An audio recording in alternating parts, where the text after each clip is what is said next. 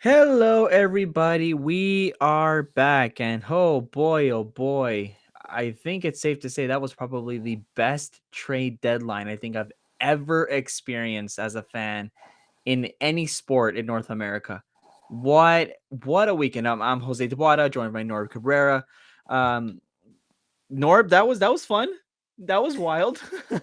The one word to describe that is epic, Jose. Yeah, It was epic. It was by far the best one we've ever seen in the last several years, and what a wild deadline that was. Yeah, everything started Thursday night, the night before. Like, I mean, with what was going on the night before, you would have assumed that the trade deadline was Thursday, July 29th.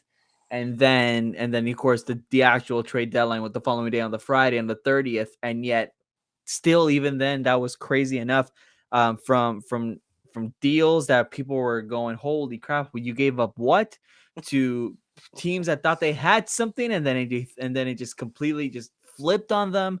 Absolutely incredible. So of course we're going to get down to that. Just discuss, what we thought on some of the biggest trades, some of the trades that didn't happen, and what we expect for these teams moving forward. Because again, so much went down. And of course, I know everybody's been talking about it, so of course we needed to react to what happened to this whole madness. Let's start off with what I think, to be fair, was the biggest trade of the weekend. I think because this originally was supposed to go one way and it didn't. Of course, I'm talking about the Dodgers getting Max Scherzer and Trey Turner. Of course, Max Scherzer was originally slated to go to San Diego, which already had everybody going crazy because everybody was talking already. San Diego has now stocked up and loaded up, and there were the reports were there, deals in place, and then out of nowhere, about an hour or two later, hold the phone. It's not official because the Dodgers got something more interesting in the Nationals uh, threw in Trey Turner, which shocked the hell out of me. I guess I didn't expect Trey Turner to be moved at all. I know Scherzer was the biggest name out of the Nationals, but then Trey Turner comes out of nowhere, and of course the Nationals get uh, Keibert Ruiz, who's the Dodgers' number one prospect, Josiah Gray, pitcher, their number two prospect, and then right-handed pitcher Gerardo Carrillo, number 17, and then outfielder Donovan Casey, unranked. Ruiz being a catcher, of course.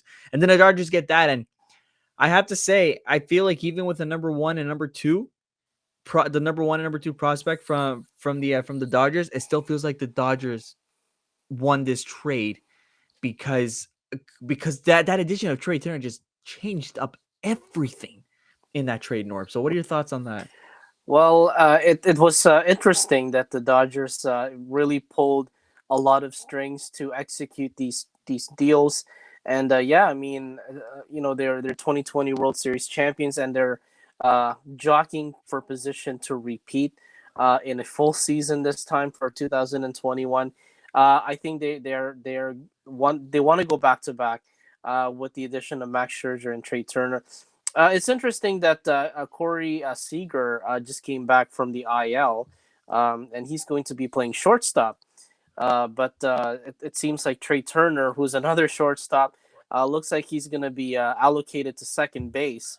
I've honestly I've never seen Trey Turner play second, but it's kind of new to him. So we're going to see him play second base, and Max Scherzer, obviously, with the absence of Trevor Bauer, placed on administrative leave. This pickup by the Dodgers to get Max Scherzer to fill the void, to fill Trevor Bauer's spot in the rotation. I think this will be a key. I'm not saying replacement, but an addition to the rotation. Max Scherzer is one of the best pitchers right now in the last decade. Super sensational pitcher. Although he doesn't like to be checked for sticky substances, but I don't think he cares right now because he's playing with the Dodgers, one of the teams that's vying for a playoff position. So, to me, the Dodgers like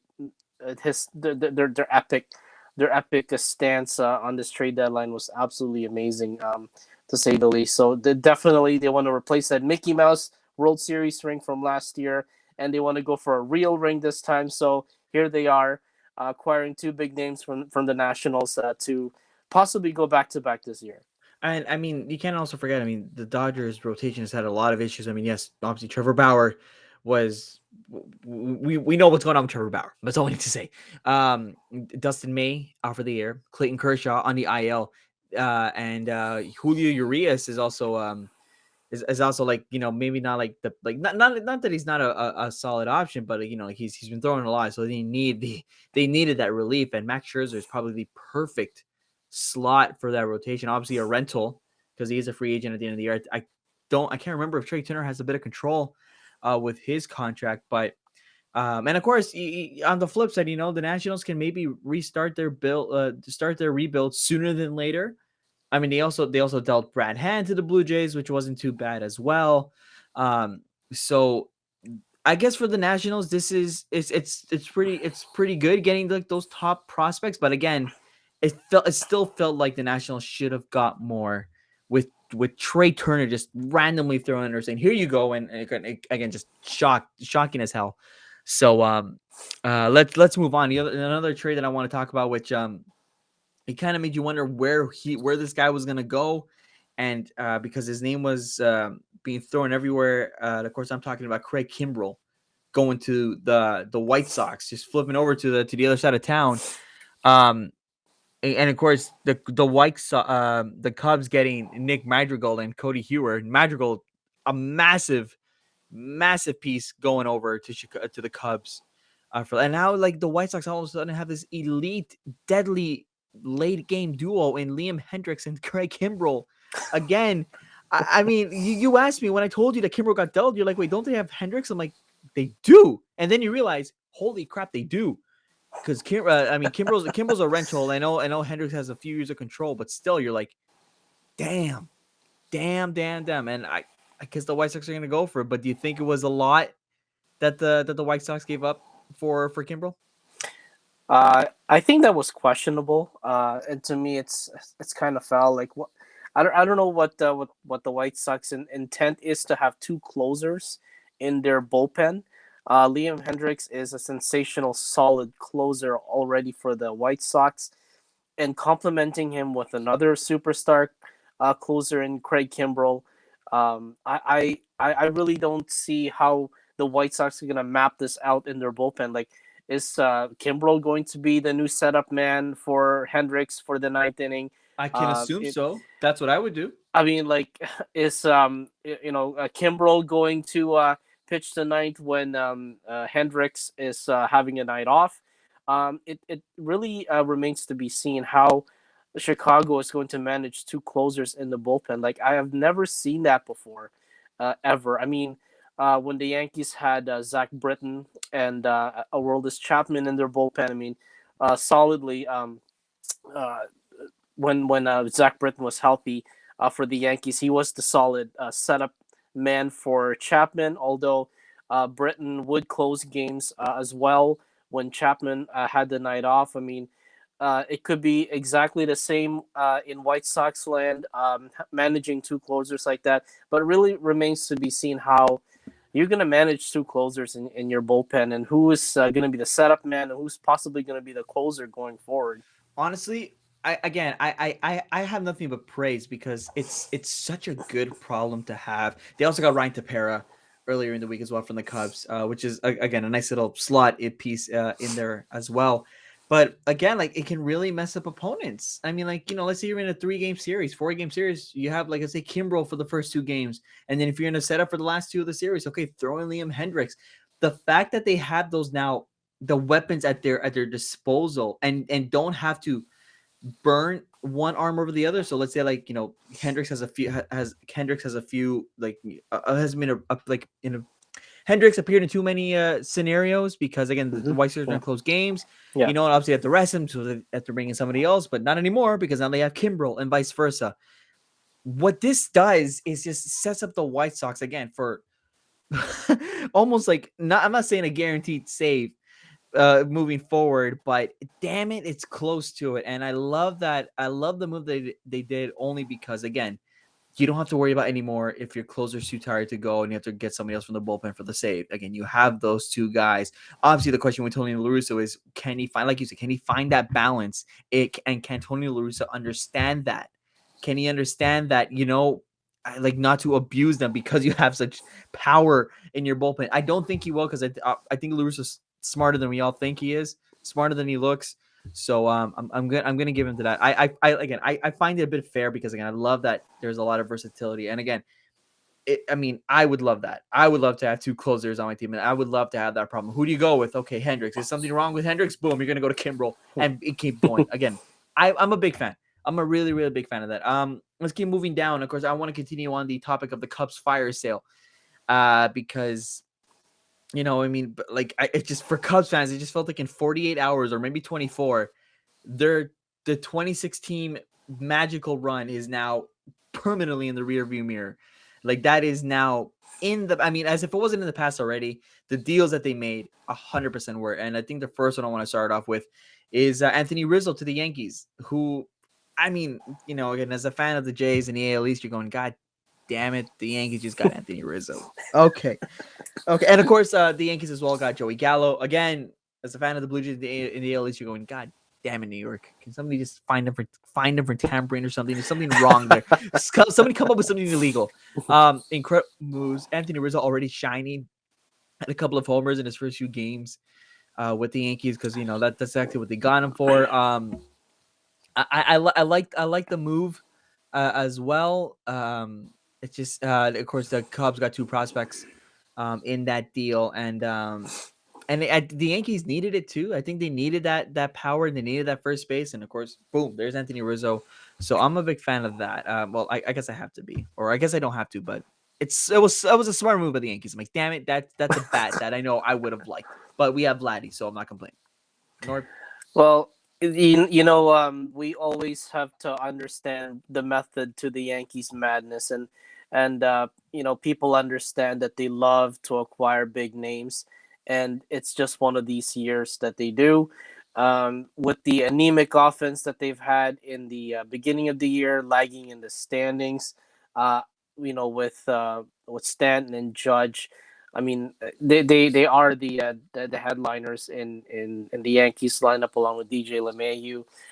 But the offense wasn't just there that the Yankees expected in the beginning of the year. So with the help of Anthony Rizzo and Joey Gallo in the lineup, I think that it's going to give them the boost that they needed from the beginning of the year, because the offense wasn't as solid as in previous years. With Judge and Stanton's health concerns, Gleyber Torres, he's been a clutch for the Yankees, and DJ LeMahieu contributing to that. But it's something that the Yankees do all the time. We have to understand that. I know the rich get richer when they acquire big names, Yeah, you and don't this is say. this is something. Yeah, this is just in the Yankees' method of madness to acquire big names, and they had a reason to get Rizzo, they had a reason to get Gallo, to boost their offense, and to jock for position in the AL East, because they are about 7 to 8 games out right now. So this is the prime right time for the Yankees to really step it up. Anthony Rizzo was a true heart and soul of the Cubs organization for many years. He's done a lot of charitable work. He's done so much for the community, and he's such a well beloved Cub. And I'm sure that he's going to be a Cub forever, and as well as Chris Bryant, their third baseman. For the Giants to acquire him at the very last Yeah, minute, it's let's the transition to that. Yeah, again, like, it's yeah. an a great acquisition by the Giants. I mean, there were talks that I obviously, as a Jays fan, that would have been nice to see at third base, because I know, like, it's hard to rely on Espinal, or sometimes, like, it can be a loss and a bit of a shuffle there, and somebody a bit more secure for the Blue Jays would have made sense to get that bat and Chris Bryant. But the Giants, again, I think struck gold, and I think that was definitely one of the pieces they really needed to try to get that big push, if not for the division in the National League West, of course, with the Padres and the Dodgers going at it, then at least a wild card spot. But I thought it was a great move by the Giants. I thought it was near the deadline too, near like 4 o'clock. It Bam, was basically the only thing that they did the entire trade and it was deadline impactful, process. and it was like a big move. And I'm like, boom, the Giants Yeah, nailed it with one swift trade. right before Um, the buzzer. It was truly an example of a buzzer beater right there to get Chris Bryant right at the 11th hour of the deadline. So it's incredible how the Giants pulled that off. yeah, I mean, Brandon Melt injured, Evan Longoria injured, Chris Bryant gets slotted in there perfectly. And again, now there's a little bit of depth in the infield, assuming that Belt and Longoria come back. And you got to get props to the Giants. I liked it a lot because they needed that. And Chris Bryant is just so electric. And again, what's interesting about a lot of these Cubs deals is that they're all rentals. I think Rizzo's a free agent as well. I can't remember. Brian, I know definitely Hmm. is. Kimbrel obviously is. So all these teams are really going to rely on the Cubs and hope for the best. Hope that their rentals come through. And Yeah. obviously somebody's going to get burned. But you got to give props to that. I liked it a lot. So any other thoughts on the Giants before we move on? Uh, I think they. I wish that they did acquire. I was kind of. I had that hunch that they were gonna acquire Max Scherzer at some point, because they needed a little bit of pitching help. Logan Webb has been off and on injured this year, and I thought that Scherzer would be a big contributing factor for the Giants, but that didn't happen. I mean, one direction he's going to the Padres, and now he's ended up in the Dodgers. So I hope that with Chris Bryant's acquisition with the Giants, they're going to be well versed to challenge for that division title. With the against the Padres and the Dodgers. I mean, it's a 3-horse race right now in that division. Let's talk about the last Cub that was dealt before we get to some of the other deals, because again, the Cubs were such a big. I mean, even at the start of the season, everybody was wondering if the Cubs are going to do something, or what they're going to do, how were they going to feel. And obviously, the record wasn't the best, and so of course, at the end of July, they just said, "All right, screw it, fire sale, let's go." Javier Baez and Trevor Williams going to the Mets for a prospect, Pete Crow Armstrong. And of course, Javier Baez was on record saying, "I'd love to play with Lindor." They have now the Mets have that I want to say elite like middle infield, because that's a really good infield to on defense. So I really like that for the Mets. And Trevor Williams, again, they needed the bullpen depth as well. But do you think it's a good fit for the Cubs? For the Mets?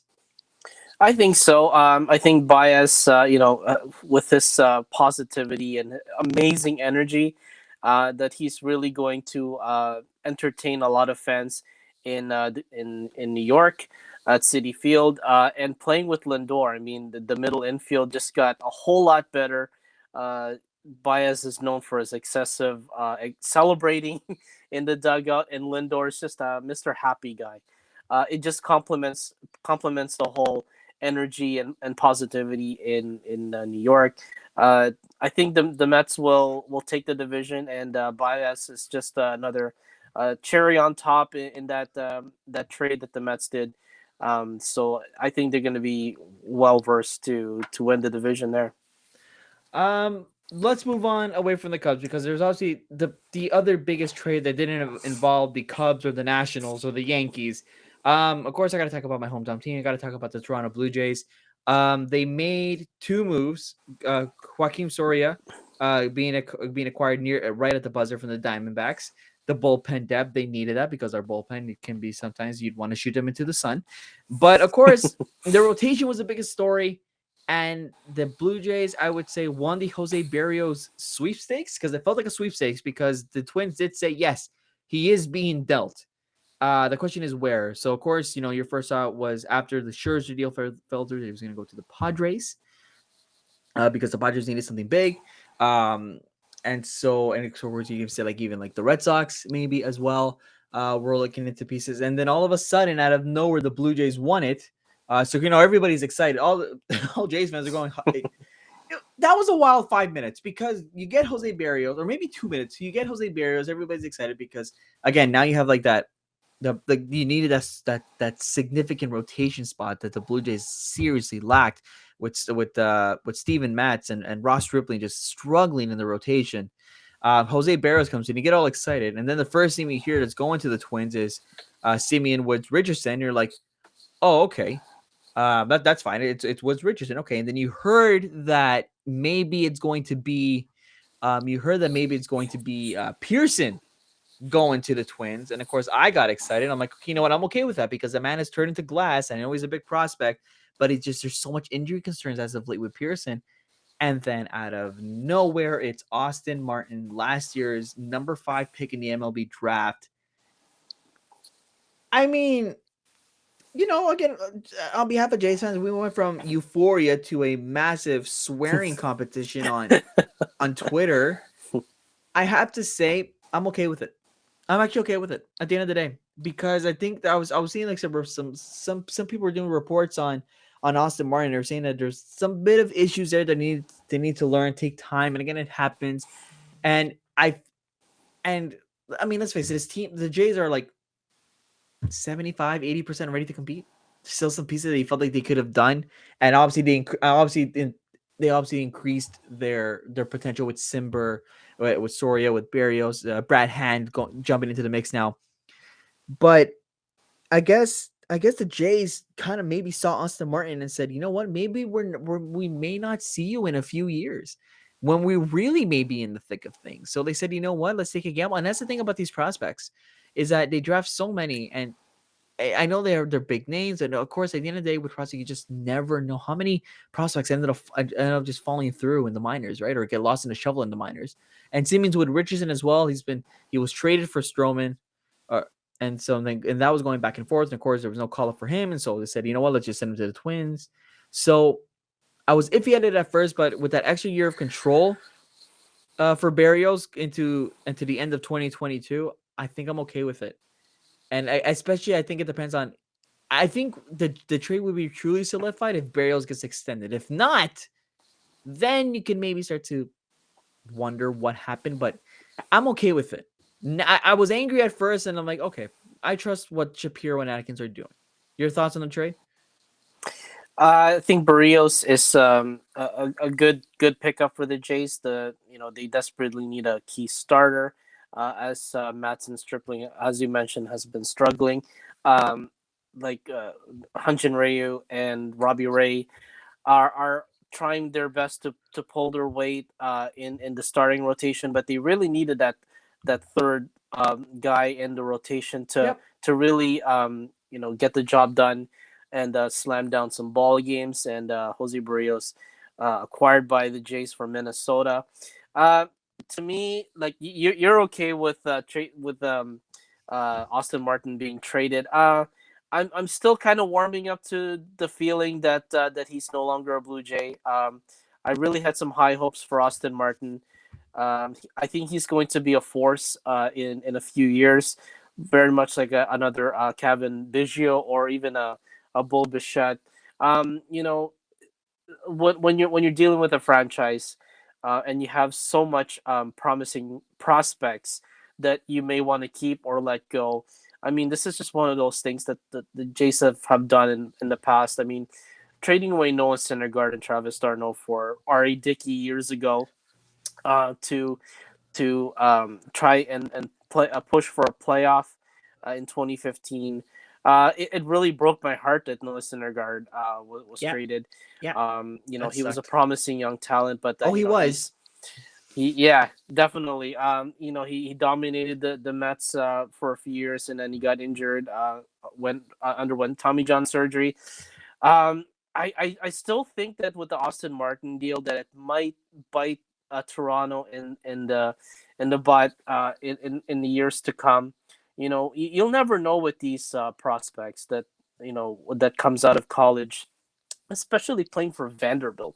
Vanderbilt is one of the best baseball schools in the world in North America, and playing for Vanderbilt, you're playing for you're playing for a championship team, and you're expected to go into the majors and excel. And Austin Martin will definitely excel.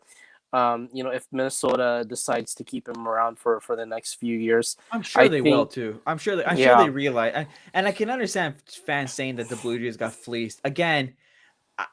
I kind of want to say it too because again, it's Austin Martin. You feel like he's gonna. You're right. You feel like he's gonna be a big impact, but again, I feel like we can truly say the Jays got fleeced again. I'm like 80% there. Yeah, If I'm not sure. I'm I'm still not sure, warming and up again, to it. like I said, It hasn't sunk into me yet. to me that all depends on if Barrios gets extended. If Groshans is ready, right? Because I mean, obviously, they're really big on Groshans on Gabriel Montero and Martinez as well in the minors. There's a lot of good bats they're waiting. So, which is why I think they said, okay, I think we can part with Austin Martin because we got some big names ready. But it's hard to say, and I think I think we won't know for a few years, right? I mean, like you can say that the Jays got fleeced when R.A. Dickey came by. That was fun. Yeah, That was great. definitely. So I think with this is too early to tell. I felt like with the Dickey and Syndergaard that you felt like that was a bit more like you knew like that wasn't gonna last long for Dickey. But with this, I think you need a bit more time to process. I think. Yes, absolutely. Austin Martin is a good kid. With these, like I said, with these major league teams that have promising young talents, it's either you trust them on the first couple of years, or you decide to trade them away, and this happens a lot. And it's. I mean, I trust the analysis of what they've been hearing from scouts and from different sources. If they're saying that Austin Martin, hasn't really excelled to what the Jays have expected in terms of hitting and defense.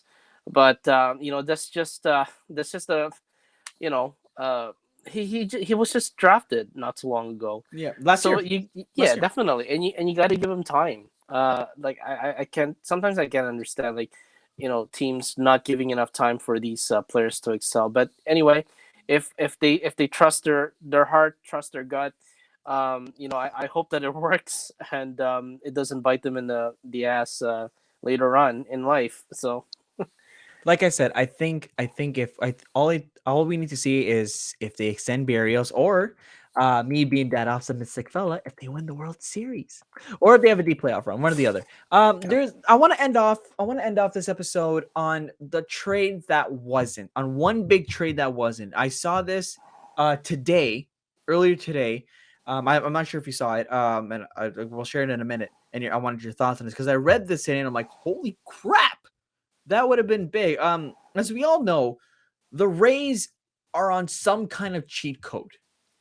I can't stand the Rays. I have no issue saying that on record. I hate this team a lot. I cannot stand this team, okay? I am not ashamed to say that because they drive me nuts.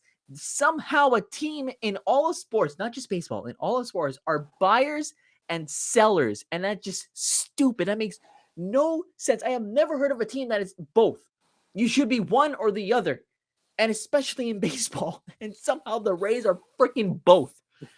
This was the trade that apparently those separate trades, but of course you can say one technically that fell through.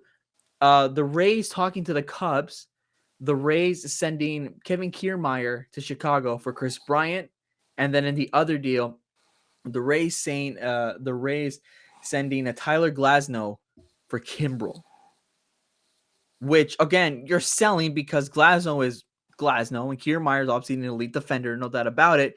Yet you're buying because you're upgrading your infield and you're upgrading your bullpen. And the Rays, I mean, the Rays have a cushion right now in the AL East, and again, screw them. But I can't stand. I can't. I'm so sorry. I can't. I hate them. I am not a Mr. Shade. I cannot. I think like out of all sports teams in North America, they're the ones I wish they could fold. Um, well, Tropicana Field is strong enough to hold a storm, and I'm pretty sure Tampa Bay is going to remain where they are, despite being a small market franchise. So they're here to stay, my friend. now, thank you, Norb. Now the reason why these fell through was because Chicago was asking for top prospects to take on the remainder of Kiermaier's contract, and because Glasnow is undergoing Tommy John surgery. So of course, the Rays saying we'll give you this. The Cubs are saying, you know what? Hold on a minute here. we need a bit more because you're giving us a guy that's on the IL, and you're giving us a guy that has a contract that's kind of. Let me quickly pull up that contract really quick. Kevin Kiermeier contract. The power of Google, folks. Kevin Kiermeier is signed a 6-year, $53.5 million contract. He is on contract until 2024. He becomes an unrestricted free agent in 2024. He is owed 12 million and 13 million respectively in the next 2 years. So that's pretty big. That's pretty big, and I believe it's going to eat. And I'm not sure if it eats into their luxury tax. I don't think so.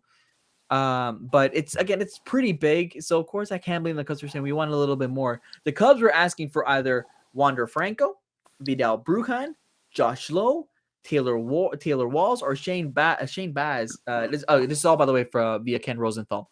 And of course the Rays said, forget that. We're not giving you some of our best prospects. Again, you chip and you deal prospects left and right. I don't know what the hell you guys are saying. Smart for the Rays to not take it, or should they have done it? I don't think so. No. Tyler Glass now is injured, and I don't think that sending him to the Cubs would be the right option because, I mean, where the Cubs are right now, they need pitching help, like obviously, and Tyler Glass now will not be the answer to that.